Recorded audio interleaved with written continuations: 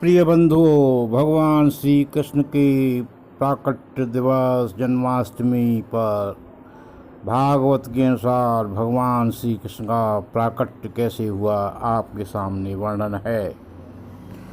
श्री सुखदेव जी कहते हैं, परीक्षित, अब समस्त सुगुणों से युक्त बहुत सुहावना समय आया। रोहिणी नक्षत्र था। आकाश के सभी नक्षत्र, ग्रह और तारे शांत सौम्य हो रहे थे। दिशाएं स्वच्छ प्रसन्न थीं। निर्मल आकाश में तारे जगमगा रहे थे। पृथ्वी के बड़े बड़े नगर, छोटे छोटे गांव, अहीरों की बस्तियां और हीरे की खानें मंगलमय हो रही थीं। नदियों का निर्मल जल हो गया। रात्रि के समय भी सरोवरों में कमल खिल रहे थे। वन के वृक्षों की पंक्तियां रंग बिरंगे पुष्पों के गुच्छों को लद गई थी। कहीं पंछी चहक रहे थे तो कहीं भौरे गुनगुना रहे थे। उस समय परम पवित्र शीतल मंद सुगंध वायु अपने स्पर्श से लोगों को सुखदान करती हुई बह रही थी। ब्राह्मणों के अग्निहोत्र को कभी न बुझने वाली अग्नियाँ जो कंस के अत्याचार से बुझ गई थीं, वे समय समय पर आप जल उठी। संत पुरुष पहले से ही चाहते थे कि असुरों की बढ़ न होने पाए। अब उनका मन सहसा प्रशंसा से भर गया जिस समय भगवान के आविर्भाव का अवसर आया। स्वर्ग देवताओं की दुंदुभियाँ अपने आप बज उठी। किन्नर और गंधर्व मधुर स्वर में गाने लगे तथा सिद्ध और चारण भगवान के मंगलमय गुणों की स्तुति करने लगे। विद्याधनियों अप्सराओं के साथ नाचने लगीं। बड़े बड़े देवता और ऋषि मुनि प्रसन्न होकर आनंद से भरकर पुष्पों की वर्षा करने लगे। जल से भरे हुए बादल समुद्र के पास जाकर धीरे धीरे गर्जना करने लगे। जन्म मृत्यु के चक्र को छुड़ाने वाले जनार्दन के अवतार का समय था। निशेष चारों ओर अंधकार का साम्राज्य था। उसी समय सबके हृदय में विराजमान भगवान विष्णु देव रूपणी देवकी के घर में प्रकट हुए। जैसे पूर्व दिशा में 16 कलाओं से पूर्ण चंद्रमा का उदय हो गया हो, श्री वासुदेव जी ने देखा उनके सामने एक अद्भुत बालक है। उसके नेत्र कमल के समान कोमल और विशाल हैं।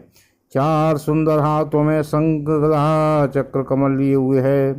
वक्ष स्थल पर शिवस का चिन्ह, अत्यंत सुंदर स्वर्णमयी रेखा है। गले में कौस्तुभ मणि झिलमिला रही है। वर्षाकालीन मेघ के समान परम सुंदर श्यामल शरीर पर मनोहर पीताम्बर फहरा रहा है। बहुमूल्य वैदूर मणि के किरीट और कुंडल की कांति से सुंदर सुंदर घुंघराले बाल सूर्य की किरणों के समान चमक रहे हैं। कमर में चमचमाती गर्दनी की लड़ियाँ लटक रही हैं। बाहों में बाजूबंद और कलाइयों में कंकड़ शोभायमान हो रहे हैं। इन सब आभूषणों से सुशोभित बालक की अंग अंग से अनोखी छटा छिटक रही है। जब वासुदेव ने देखा कि मेरे पुत्र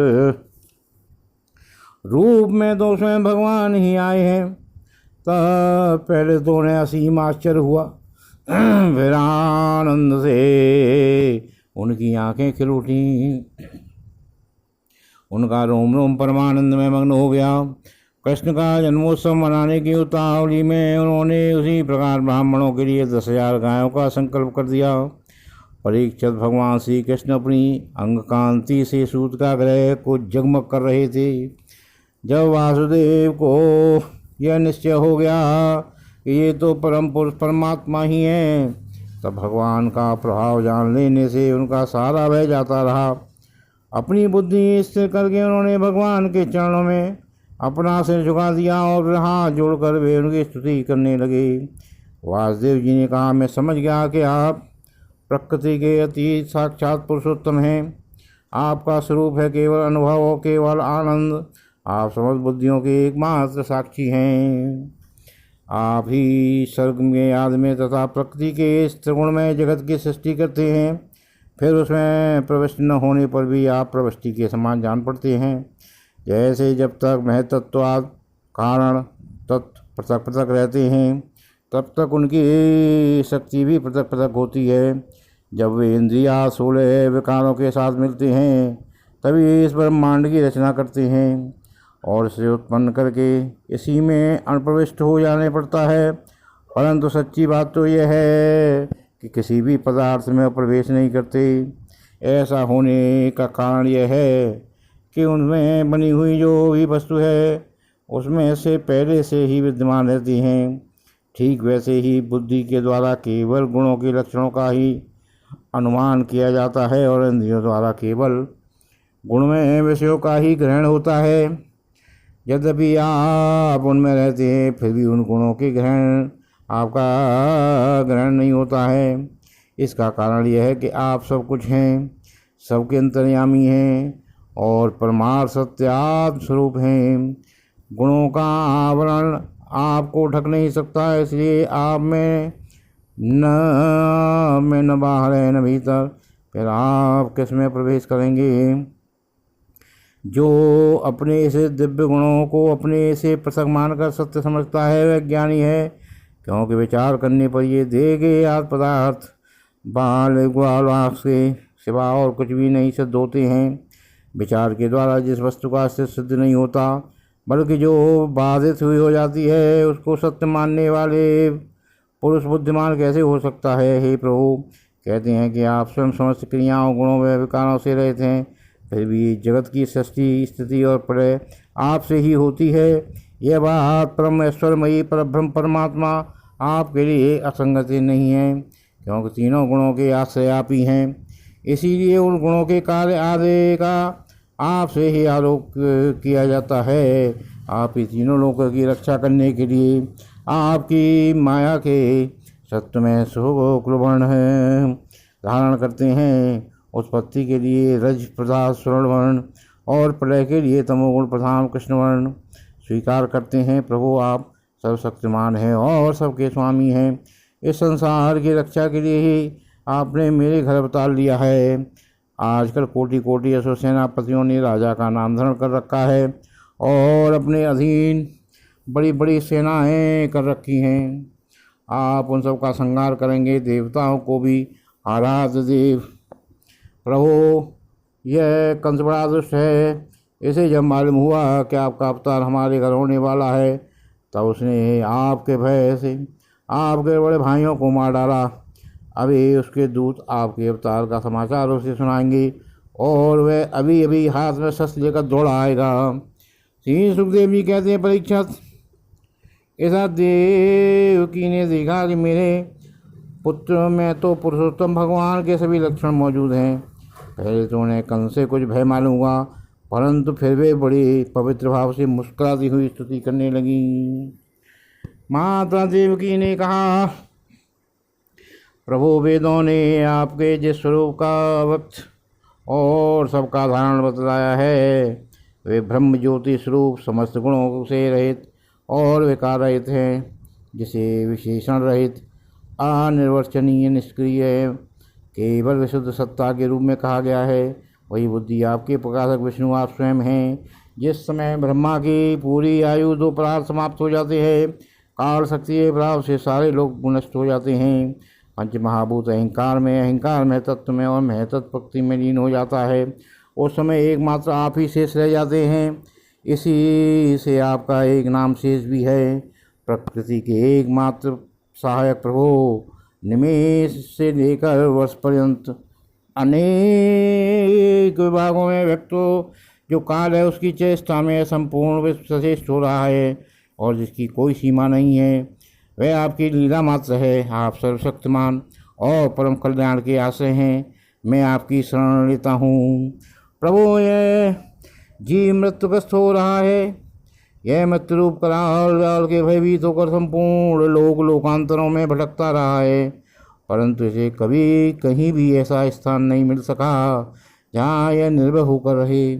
आज बड़े भाग्य से इसे आपके चरणार बिंदों की शरण मिल गई है। अतः अब यह स्वस्थ होकर सुख की नींद सो रहा है। औरों की तो बात ही क्या है, स्वयं मृत्यु भी इसे भयभीत होकर भाग रही है। प्रभु, आप हैं भक्त व्यहारी और हम लोग इस दुष्ट कंस से बहुत ही भयभीत हैं। अतः आप हमारी रक्षा कीजिए।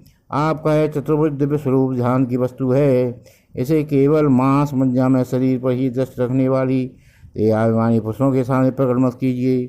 मधुसूदन, यह पापी कंस को यह बात मालूम न हो कि आपका जन्म मेरे घर से हुआ है। मेरा धैर्य टूट रहा है। आपके लिए मैं कंस से बहुत दूर डर रही हूँ। विश्वासमन, आपका यह रूप अलौकिक है। आप चक्र गदा और कमल की शोभा से युक्त अपना यह चतुर्भुज रूप छिपा लीजिए। प्रलय के समय आप इस संपूर्ण विश्व को अपने शरीर में वैसे ही स्वाभाविक रूप से धारण करते हैं जैसे कोई मनुष्य अपने शरीर में रहने वाले दिव्य चतुराकाश को। वही परम पुरुष परमात्मा आप मेरे गर्भवती पुरुष। आपकी अद्भुत मनुष्य लीला नहीं तो और क्या है। भगवान ने कहा, देवी स्वयं वो मनु मनमंत्र में जब तुम्हारा पहला जन्म हुआ था उस समय तुम्हारा नाम था पुत्री और वे वासुदेव। शुद्धता के नाम से प्रजापति थे। तुम दोनों की हृदय बड़ी ही शुद्ध हैं। जब ब्रह्मा जी तुम दोनों को उत्पन्न करने की ये इंद्रियों का दमन करके उत्कृष्ट तपस्या की, तुम दोनों ने वर्षा वायु था शीत उष्ण आदि काल के विभिन्न गुणों का सहन किया और प्राणायाम के द्वारा अपने मन के मल को धो डाला। तुम दोनों कभी सूखे पत्ते खा लेते हो, कभी हवा पीकर रह जाते हो। तुम्हारा चित्त बड़ा शांत था। इस प्रकार तुम लोगों ने मुझसे अभीष्ट वस्तु प्राप्त करने की इच्छा से मेरी आराधना की। मुझ में चित्त लगाकर ऐसा परम दुष्कर और घोर तप करते करते देवताओं के 12,000 वर्ष बीत गए। पुण्यमयी देवी,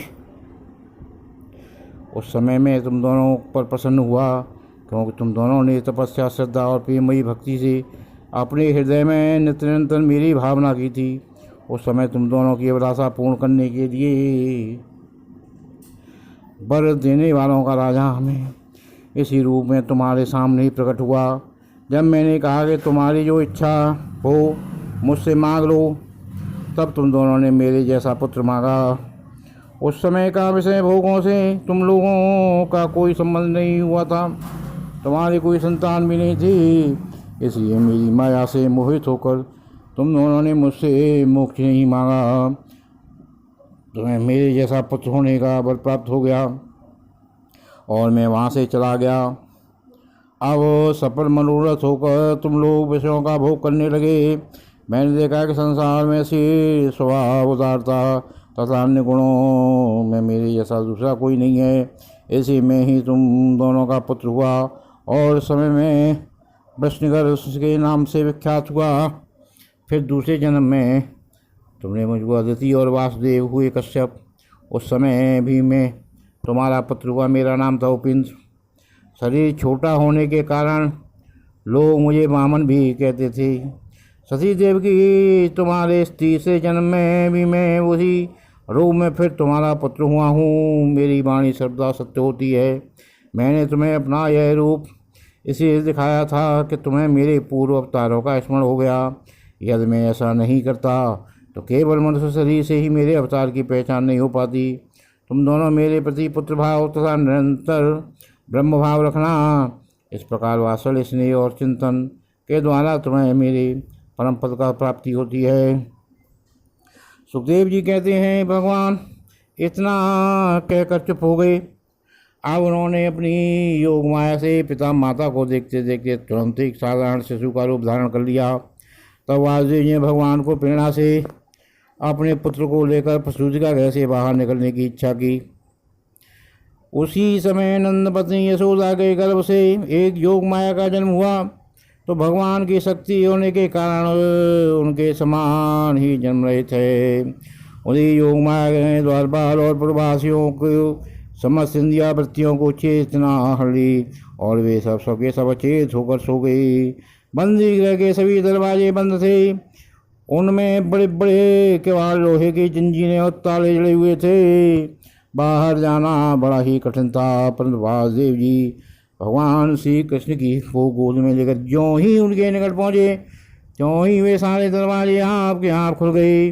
ठीक वैसे जैसे सूर्योदय होते अंधकार दूर हो जाता है। उस समय बादल धीरे धीरे गरज कर जल की फुहार छोड़ रहे थे। इसलिए शेष जी अपने फनों से जल को रोकते हुए भगवान के पीछे पीछे चलने लगे। उन दिनों बार बार वर्षा होती रहती थी, इससे यमुना जी बहुत बढ़ गई थी। उनका प्रवाह गहरा और तेज हो गया था।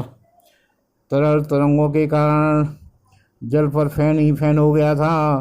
सैकड़ों भयानक भंवर पड़ रहे थे। जैसे सीतावती भगवान श्री राम जी के समुद्र के मार्ग में कर दिया था, वैसे ही यमुना जी ने भगवान के मार्ग दे दिया। महादेव जी ने नंद बाबा के गोकुल में जाकर देखा कि सबके सब गोप नींद से चेत पड़े हैं और उन्हें उनके पुत्र को यशोदा जी की सैया पर सुला दिया और उन नवजात कन्या लेकर वे बंदी गृह में लौट आए। जेल में बस पहुंचकर वासुदेव जी उस कन्या को देवकी को सैया पर सुला दिया और अपनी पैरों में बेड़ियां डालनी तथा पहले की तरह बंदी गृह में बंद हो गए। और नंद पत्नी यशोदा जी को इतना तो मालूम था कि कोई संतान हुई है, परंतु वे यह न जान सकेंगे कि पुत्र है या पुत्री, क्योंकि एक तो उन्हें बड़ा परिश्रम हुआ था और दूसरे योग माया ने उन्हें चेत किया। बोलिए भगवान श्री कृष्ण के प्राकट की जय। श्री कृष्ण गोविंद हरे मुरारे, हे नाथ नारायण वासुदेवा। सभी इस कृष्ण जन्म प्राकट की कथा को सुन करके अपना भविष्य सुधारें तथा प्रभु का गुणगान करें। बोलिए भगवान श्री कृष्ण की जय।